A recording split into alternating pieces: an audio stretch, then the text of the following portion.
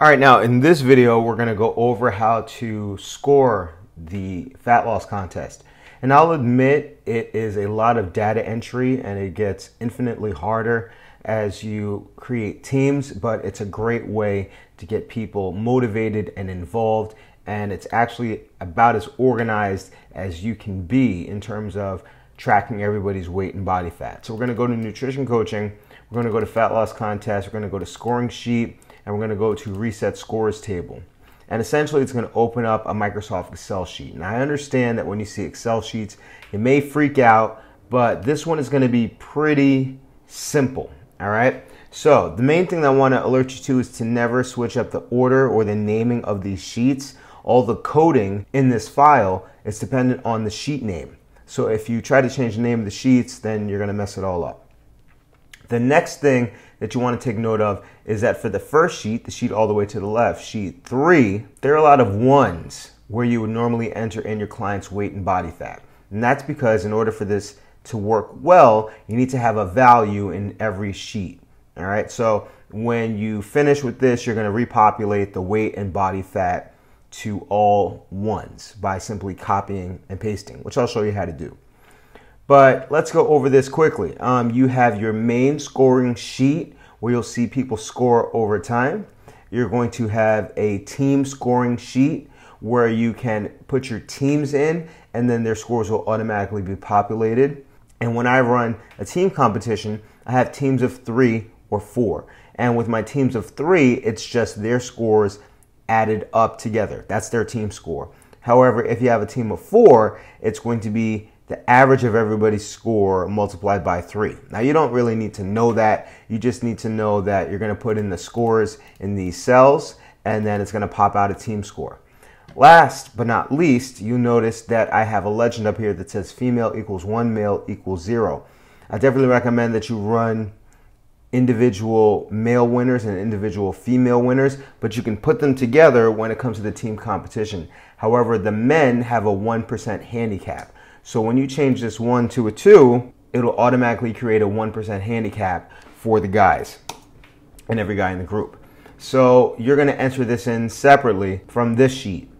Now, the next sheet is going to be automatically populated with your individual leaderboard, provided that you've created teams. But it's based on what you put into this area. So if you don't run teams, this will never populate. This, however, will always populate because this is going to be based on the lead sheet. So you'll have a leaderboard after week 1, a leaderboard after week 2, a leaderboard after week 3, a leaderboard after week 4, and a final leaderboard. And last but not least, if you are running teams, this is just a template so that you can put your team's names and their score. All right, there's no formulas in here. If you have a team of 3, just use 3 out of the 4 available cells, and then you put their score up here. So I'm going to enter in some clients and we're gonna go through a mini reset together. All right, so I've created 7 clients. I'm going to have a team competition. So there's gonna be 1 team of 3 and 1 team of 4. Now, I definitely recommend that just for the sake of organization, that when you put them into the beginning sheet, the main sheet, you do this in alphabetical order because it will be easy to find everybody's number.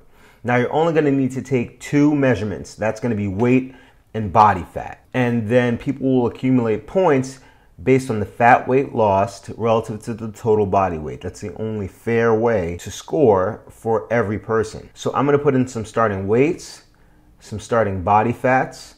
I'm going to create some teams, and then I'll explain where to go from there.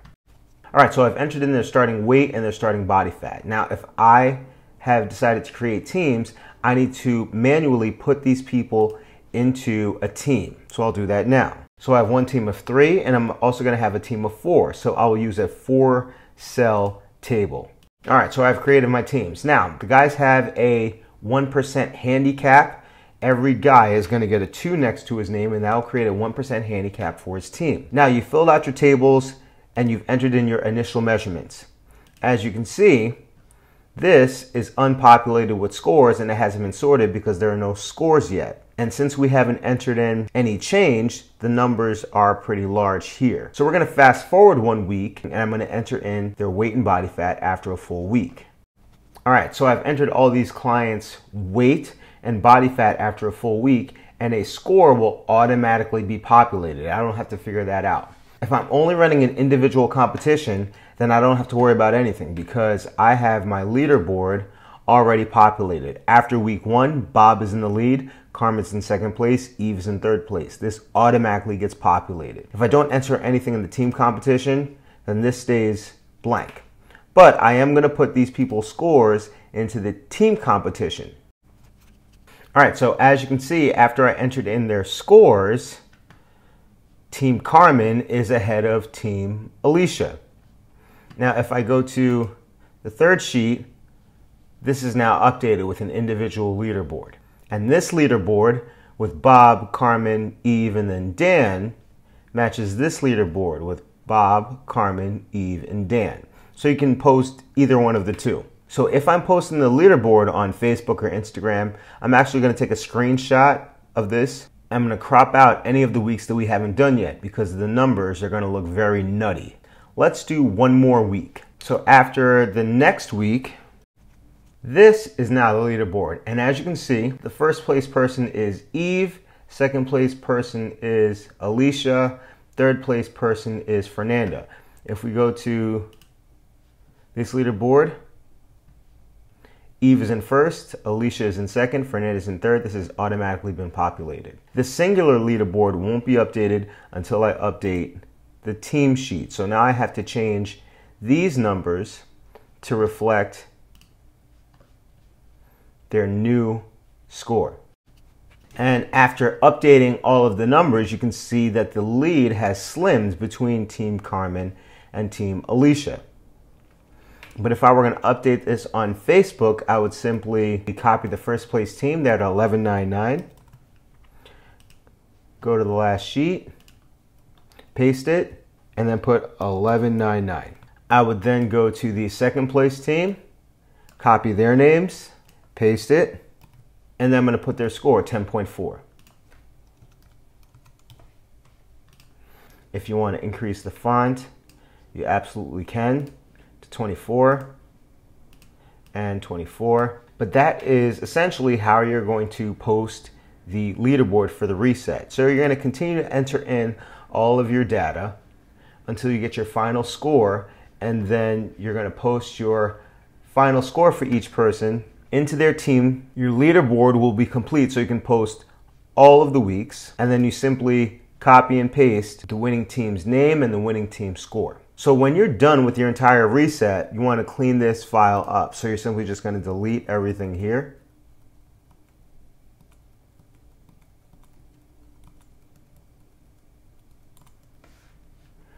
And then you're going to go to your teams. You're going to delete everything. So you can select, edit, clear all contents. Select, and then edit, clear all contents. And then for sheet 1, remember everything has to be a 1. So for here, you can select, edit, clear all contents. And then you want to replace the first 4 fields with nothing but 1s. So you're going to take this row of 1s. You're going to hit Control C to copy and Control V to paste. You're going to copy again, select all the other fields, and then Control V, paste. You'll do the same here. Select these 2 1s, copy, hover over the first entry, paste, select the rest of the entries, and then paste. And as you can see, everything else is cleaned out.